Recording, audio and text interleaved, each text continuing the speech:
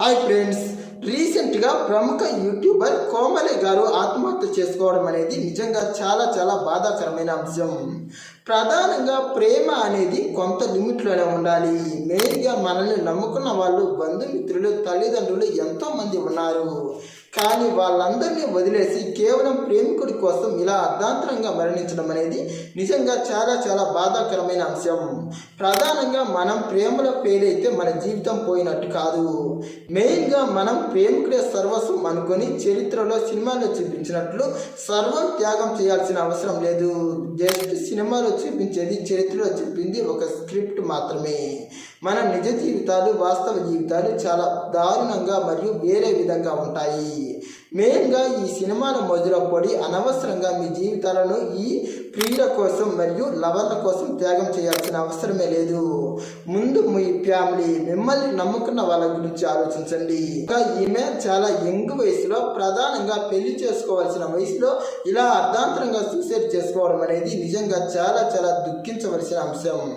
మెయిన్గా ఎవరు కూడా తనకు తాను చంపుకోవాలని అనుకోరు. కానీ ఈమె మాత్రం ఎందుకు ఇలాంటి నిర్ణయం తీసుకున్నదో ఆమెకే తెలియాలి. మెయిన్గా ఆమె యొక్క ప్రియుడి కోసం ఆమె ఈ నిర్ణయం తీసుకున్నట్లు, అతడు ఆమెకు నో చెప్పడం వల్లే ఆమె ఇలాంటి నిర్ణయం తీసుకుంటున్నట్లు పోలీసులు ఇన్వెస్టిగేషన్లో తెలుపుతున్నారు. కానీ ఇలా ఒక ప్రియుడి కోసం ఇలా తన యొక్క జీవితాన్ని అర్ధాంతరంగా చాలించుకోవడం అనేది ఎంతవరకు కరెక్ట్?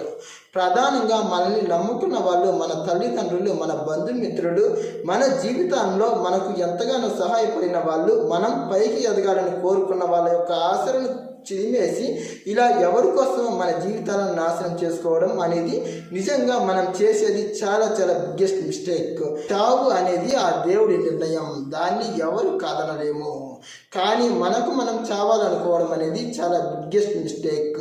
ఇప్పటికైనా మారి ఈ ఆత్మహత్య చేసుకోవాలన్న ఆలోచనలో ఉన్న వాళ్ళు, ప్రధానంగా ప్రేమ పిచ్చిలో, లవర్ పిచ్చిలో పడిన వాళ్ళు ఇప్పటికైనా మారి ముందు మీ జీవితం వైపు మరియు మీ యొక్క కెరీర్ వైపు ఫోకస్ చేసి ప్రధానంగా మీరు ఉన్నత స్థితిలోకి మారేందుకు 100% ఫోకస్ చేయండి.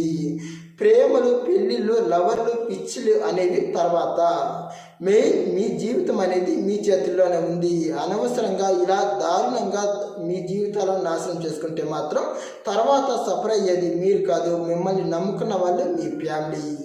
మీరు కూడా ఆలోచించి ఇలాంటి నిర్ణయాలు తీసుకోకుండా మీ జీవితాలను మార్చుకుంటారని ఆశిస్తున్నాను.